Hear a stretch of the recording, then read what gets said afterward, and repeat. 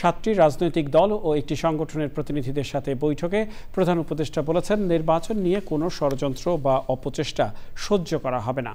ফেব্রুয়ারিতে নির্বাচন হওয়া নিয়ে প্রধান উপদেষ্টার কাছে তাদের মতামত জানিয়েছেন প্রতিনিধিরা। চক্রমালিতার রিপোর্ট।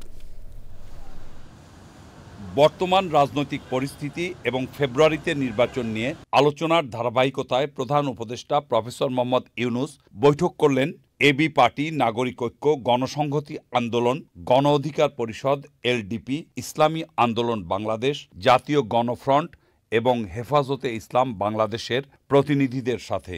মঙ্গলবার বিকেলে প্রধান উপদেষ্টার সরকারি বাসভবন যমুনায় বৈঠক শেষে বাইরে অপেক্ষমান সাংবাদিকদের সাথে কথা বলেন রাজনৈতিক দলের নেতারা।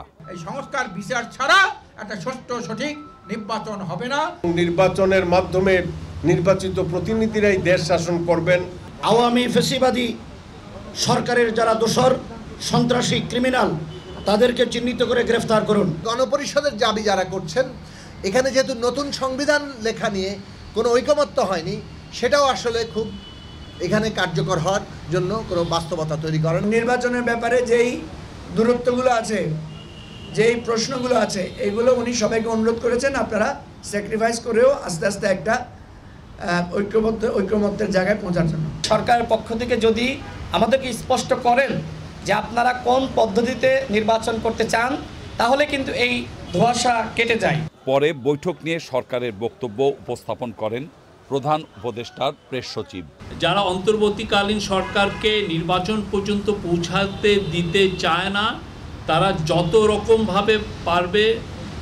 যত রকমভাবে পারে বাধা দিবে। বাংলাদেশের সত্তাকে গড়ে তুলতে তারা বাধা দিবে।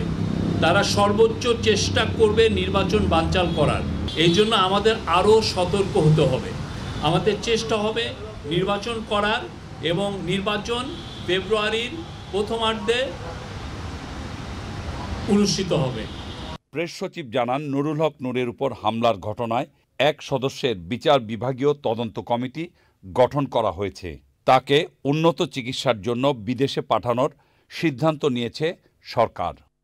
চকর মালিথা, চ্যানেল আই, ঢাকা।